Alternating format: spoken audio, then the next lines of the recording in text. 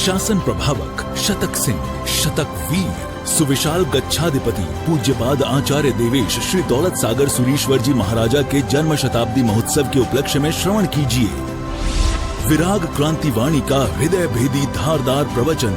जिन शासन जिंदाबाद। क्रांतिकारी प्रवचनकार श्री शत्रुंजय महातीर्थ सेवक, कत्ल खानों के जाहिर विरोधक, लाखों पशुओं के रक्षक, मिशन हिंसा मुक्त पालिताना के मार्गदर्शक, श्वेतांबर मूर्ति पूजक तपोगच्छीय सुविशाल सागर समुदाय के गौरव, पूज्य पन्यास प्रवर श्री विराग सागर जी महाराज। जय गिरिराज, जय आदिनाथ, जय गुरुदेव। वैराग्य शतक ग्रंथ में कोई ऐसे महापुरुष जिन्होंने अपना नाम तक नहीं लिखा उस ग्रंथ के रचयिता के रूप में, लेकिन ऐसे महापुरुष ने इस ग्रंथ में पहले ही श्लोक में फरमाया है कि संसारमी असारे नथी शुभम वाई वेना पऊरे जानन तो यह जीवो न कुनई जिन देसियम धम्मम। संसार सच में असार है, व्याधि वेदना से भरपूर है, और ऐसा इंसान जानता भी है। जानन तो यह जीवो, इस आत्मा को, इस जीव को मालूम है कि संसार व्याधि और वेदना से भरपूर है, दुख और दर्द से भरपूर है। फिर भी देखो आश्चर्य है, न कुनई जिन देसियम धम्मम, फिर भी किसी को भी धर्म आराधना करने का भाव ही नहीं हो रहा है। वो दुख से भागना चाहता है लेकिन वो धर्म करना नहीं चाहता। उसे दर्द नहीं चाहिए तो उसे धर्म भी करना उसे पसंद नहीं है। उसे ना तो कोई वेदना चाहिए, फिर भी देखो तो पाप तो दिन रात करते रहते हैं। यानी कि एक तरफ हम वही काम कर रहे हैं कि जिससे हमको ये सब कुछ मिलने वाला है जो हमें पसंद नहीं है। हमें ना तो दुख चाहिए, ना दर्द चाहिए, ना हमको कोई संकट चाहिए, ना तकलीफ चाहिए, ना हमें कोई टेंशन चाहिए, लेकिन फिर भी हमारे काम तो हमारे धंधे, हमारा रोज का लाइफस्टाइल ही वही है। एक लड़का, और उस लड़के को बहुत भयंकर सर्दी हो गई। सर्दी होने के बाद जुकाम हुआ, सर्दी हुई, उसको बहुत खांसी हुई, उसको बुखार आ गया। मम्मी उस बच्चे को लेकर डॉक्टर के पास गई। डॉक्टर ने कहा कि नहीं, इसको बहुत सीवियर, उसको एकदम फीवर भी है, उसको सर्दी पूरी जाम हो चुकी है और इसे 8 दिन का कोर्स तो करना ही होगा। और वो दवाई वगैरह लिख के दे दी, टॉनिक्स वगैरह दिए, सब कुछ दवाई अभी जिस तरह से कहा था और उस तरह से उस माँ ने उस बच्चे को दवाई भी दी। 8 दिन भी पूरे हो चुके लेकिन अभी तक वो बच्चा अच्छा नहीं हुआ। तो माँ वापस डॉक्टर के पास गई। डॉक्टर को कहा, डॉक्टर साहब मेरा बच्चा अभी तक अच्छा नहीं हुआ, 8-8 दिन से आपने इतनी महंगी महंगी दवाई दी, सब दवाई उसने ली, मैंने उसको खुद अपने हाथों से दी है, तो भी वो अच्छा क्यों नहीं हो रहा है। आखिर में डॉक्टर ने घर में विजिट की, देखा तो सच में बच्चे का बुखार भी बढ़ गया था, उसकी खांसी भी बढ़ गई थी और सर्दी पूरा जाम हो चुका था। वो लड़का बड़े दर्द में वो इतना तड़प रहा था। तो डॉक्टर ने कहा कि बेटा क्या तूने सच में दवाई ली थी? हाँ हाँ मैंने दवाई ली थी, मम्मी ने मुझे दी और मम्मी के सामने में दवाई ले रहा था। तो फिर तुझे अच्छा क्यों नहीं हुआ? मुझे समझ में नहीं, मेरी दवाई इतनी अक्सर होती है कि किसी को भी 3 डोज में अच्छा हो जाता है। मैंने तुझे तो 8 दिन का कोर्स दिया था, फिर भी तुझे अच्छा कैसे नहीं हुआ? तू ये बता कि तू क्या खाता है, क्या पीता है, कुछ मुझे तू बता। तब बहुत उसको पूछा, बहुत मम्मी ने डांटा। उसके बाद वो बच्चा कहता है कि रोज मेरा फ्रेंड मुझे मिलने के लिए आता था। हाँ वो तो आता था, वो तो मुझे भी पता है, मैं आइसक्रीम के बिना नहीं रह सकता हूँ। तो रोज मैं 4 से 5 प्लेट भरकर मैं आइसक्रीम खाता था। अब बताइए कि एक बाजू दवाई चालू है और एक बाजू वो बच्चा कहता है मैं आइसक्रीम के बिना रह नहीं सकता हूँ। तो ये जो आज बच्चा जो दुखी हुआ है वो किसके कारण? क्या डॉक्टर की दवाई में कोई कमी है या फिर परहेजी में कुछ कमी रह गई है? एक बाजू आप दवाई भी ले रहे हो, दूसरी तरफ आपको आइसक्रीम छोड़ना भी नहीं है, आपको फ्रिज का पानी छोड़ना नहीं है, आपको एसी कूलर छोड़ना नहीं है, सब भौतिक सुख तो आपको वापस वो भी चाहिए। साथ में आप बोले हम दवाई भी ले रहे तो अच्छा तो होना चाहिए ना। नहीं नहीं, ये डॉक्टर बराबर नहीं है, ये दवाई बराबर नहीं है। हम गाली देते डॉक्टर को, हम गाली देते हम दवाइयों को, हम उसको दोष दे रहे जबकि दोष तो हमारा खुद का था। अल्सर हो चुका है और मिर्ची की भज्जी छूटते नहीं है और फिर वो दब्बानम दाबियानम, कोई कंट्रोल तो है नहीं हमें जीभ के ऊपर। और फिर हम दोष देते हैं, अरे अल्सर मेरा फूट गया, क्या हो गया मुझे।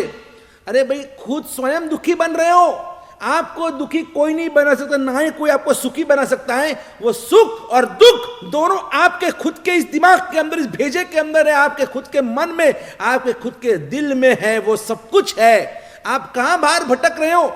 आनंद गंजी महाराज हो गए, बहुत बड़े महायोगी हो गए, और आनंद गंजी महायोगी जी ने लिखा है, तू नहीं तेरा कोई नहीं तेरा, क्या करे मेरा मेरा।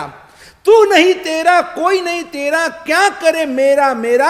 अरे तेरा है सो तेरी पासे, और अवर सबही अनेरा, अवधु सदा मगन में रहना। अवधु सदा मगन में रहना, जो है सब इस भीतर के अंदर यहां रहा हुआ है। जो भी चाहिए आपको, सुख भी इधर है और दुख भी इधर है, सुख भी इधर और दुख भी इधर है। बस आपकी सोच अगर सही है, दुख भी सुख बन जाएगा। आपकी सोच अगर गलत है तो सुख भी दुख बन जाएगा। जब हमारा लोच होता है ना, जब हमारे बाल खींच कर निकालते हैं, दर्द तो हमें भी होता है, दुख तो हमें भी होता है, लेकिन हम सहन करते हैं।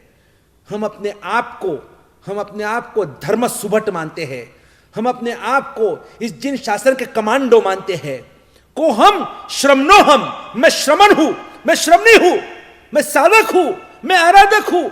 हमारे में भगवान ने वो ठूस ठूस कर वो जोश भरा है, वो खुमारी हमारे में भरी है। इसीलिए तो 8-8 साल के बाल मुनि भी है ना, हंसते हंसते लोच कराते हैं। हंसते हंसते बाल, अगर जब उनका लुंचन होता है, बाल खींच कर निकालते हैं, एक आंख में आंसू का बूंद नहीं होता है, एक बूंद तक नहीं होता है। कभी आप आपके दाढ़ी मुझ का एक बाल खींच कर निकालो ना, एक बार से खींच कर निकालो, चलो आप तो आ कर लेंगे। लेकिन हम जब साधु भगवंत का जब ये दाढ़ी और मूछ के बाल जब यहाँ से खींच कर निकाले जाते हैं ना, ये दाढ़ी का ये भाग तो कितना कोमल होता है, मूछ का भाग कितना कोमल होता है, तो भी हम सब बाल हाथ से खींच कर निकालते हैं ना। दर्द तो हमें भी होता है, लेकिन हम सहन करते हैं। उस दर्द में भी, उस दुख में भी हम अपने आप को सुखी मानते हैं। भाई ये तो सहन करना, जो सहन करता है वही तो साधु, वही तो साधक होता है। काया को क्लेश देना, जिस काया ने आज तक इतने इतने पाप किए हैं ना, इसी काया की माया को उतारना होगा, और इसी काया से अब हमें आत्म साधना करनी है, हमें मोक्ष की साधना करनी है। जिसको आप सुख मानते हैं वो हमारे लिए दुख है, और जिसको हम सुख मानते हैं वो आपके लिए दुख बन जाता है। ये क्या सोच ही तो है। सोच बदले तो सितारे बदल जाएंगे, और नजर बदली तो नजारे बदल जाएंगे। जो हमारे सिर्फ हमको एंगल चेंज करना है। आज देखो आपके घर में एक एंगल कितना चेंज हो जाता है, तो एंगल चेंज तो कितना कुछ चेंज हो जाता है। घर में 4 मेहमान आए, तो पूछा कि ठंडा लोगे या गरम, तो उन्होंने कहा ठीक है ठंडा है, शरबत की बात आई, और घर में रसोड़े के अंदर वहां पर इशारा किया गया, मेहमान आए तो शरबत की व्यवस्था कीजिए।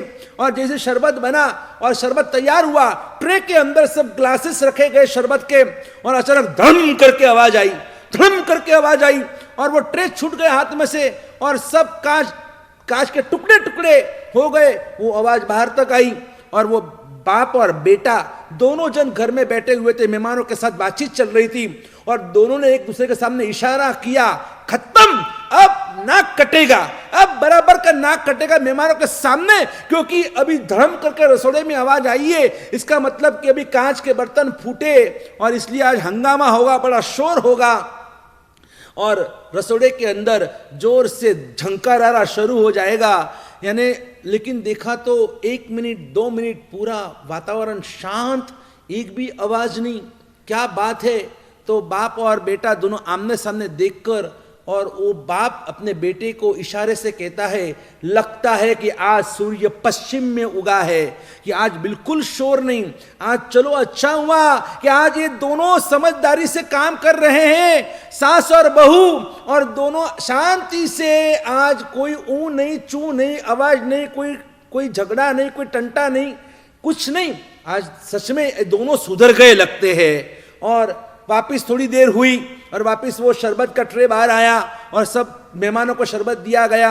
मेहमान तो शरबत पी के बातचीत करके चले गए, और वो जो बहनें थी वो दोनों सास और बहू वो भी ट्रे लेकर वापस घर के अंदर रसोई में चली गई, और अचानक वो बाप बेटे से कहता है, बेटा बेटा बेटा, आज तो बड़ा आश्चर्य हो गया, देखो ना आज तो अपना घर स्वर्ग बन गया, कि आज तो देखो आज कोई आवाज नहीं, घर में कोई झगड़ा नहीं तो रोज रोज तो ये झगड़ा सुनकर तो हम दोनों के सिर पक चुके हैं, कितना भी इनको समझाओ दो में से एक भी समझने को तैयार नहीं है। लेकिन आज तो सच में, आज कहते हैं कि सूर्य पश्चिम में उग गया। उस बेटे ने कहा कि पिताजी एक बात बताऊं, आप जो कहते हैं ना कि ये सूर्य पश्चिम में उगा है, एक्चुअली पश्चिम में नहीं उगा है, सूर्य तो पूर्व में ही उगता है और उगता रहेगा, लेकिन आज ये आश्चर्य इसलिए हुआ है, मैं गारंटी के साथ कहता हूं, मुझे पूरा भरोसा पूरा विश्वास है कि आज ये जो कांच के ग्लास टूटे फूटे, ये मेरी पत्नी के हाथों से नहीं टूटे हैं, आपकी पत्नी के हाथों से टूटे हैं,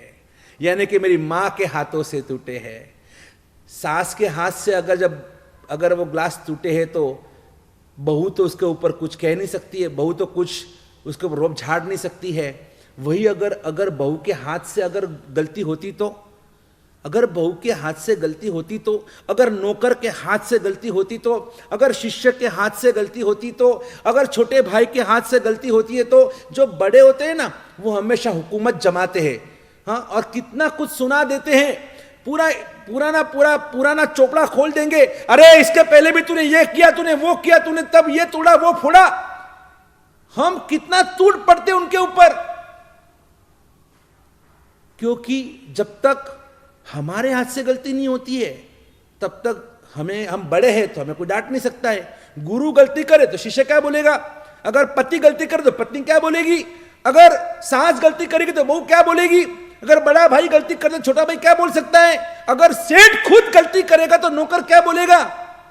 लेकिन कहीं ना कहीं हम अपने से जो छोटे हैं या अपने से जो शक्ति में क्षीण है, हम हमेशा उनको दबाते आए हैं। ये बहुत बड़ी गलती हम कर रहे हैं, हमारा एंगल नजरिया चेंज है, हम देखने में हम गलती कर रहे हैं। अरे अगर आप ये सोचो ना, अगर मेरे से क्या, मेरे बहू से क्या, किसी की भी हाथ से अगर टूटे, मुझे गुस्सा करने की जरूरत ही क्या, गुस्सा करने से क्या वो वापस ग्लास के जुड़ने वाले है क्या।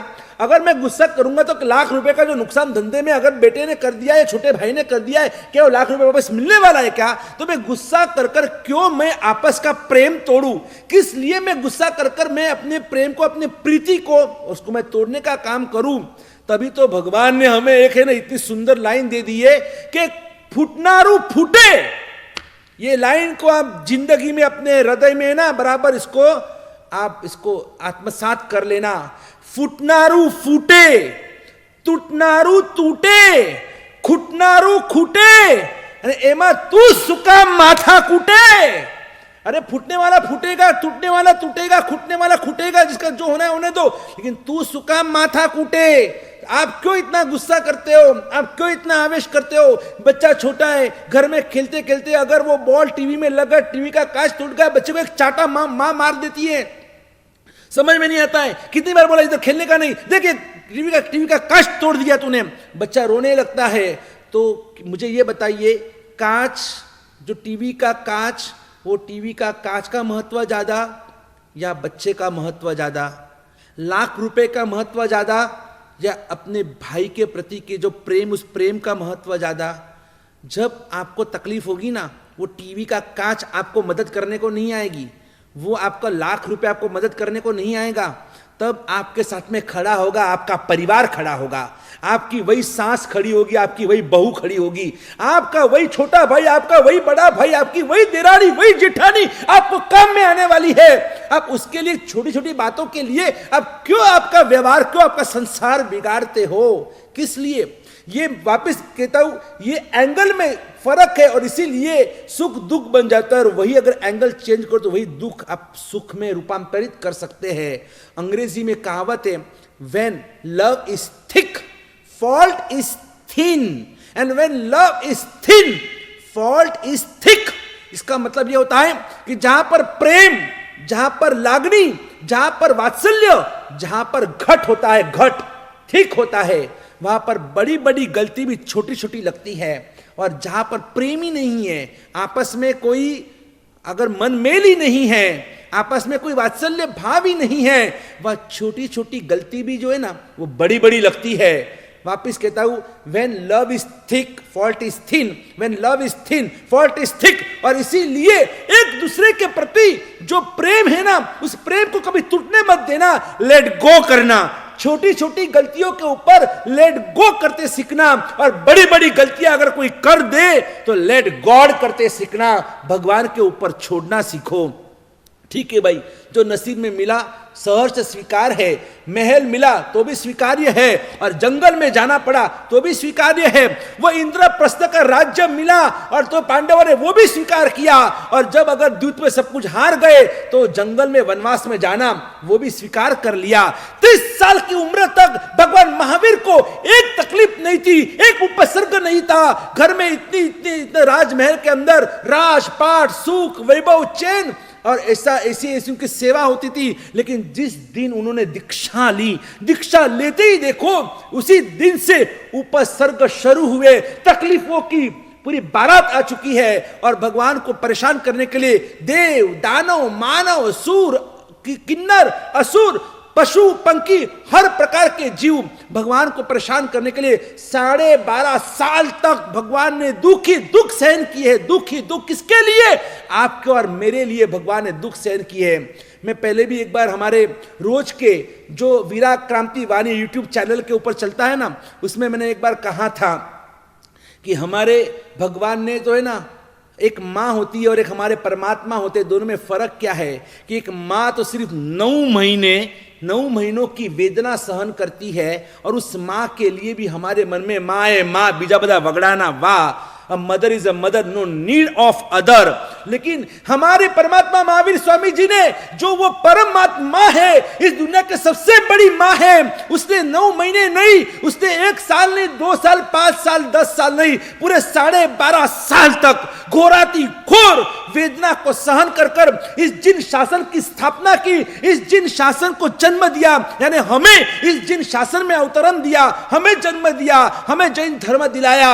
ऐसे भगवान महावीर के लिए अब हमारा कर्तव्य बनता है इस प्रभु महावीर और महावीर परमात्मा के जिन शासन को हमें पूरे विश्व में गुंजित करना है, और जिन शासन जिंदाबाद के इस नारे को पूरे विश्व में गुंजित करने के लिए ही हम अब आगे टू द पॉइंट, और साथ साथ में हम डायरेक्टली अब कौन से एक्शन प्लान्स हम आगे बढ़ सकते हैं, इसके लिए सुनते रहेंगे। तब तक के लिए जय गिरिराज, जय आदिनाथ, जय गुरुदेव। वर्तमान गच्छादि आश्रम दौलत सागर सुरेश्वर जी महाराज की जय हो।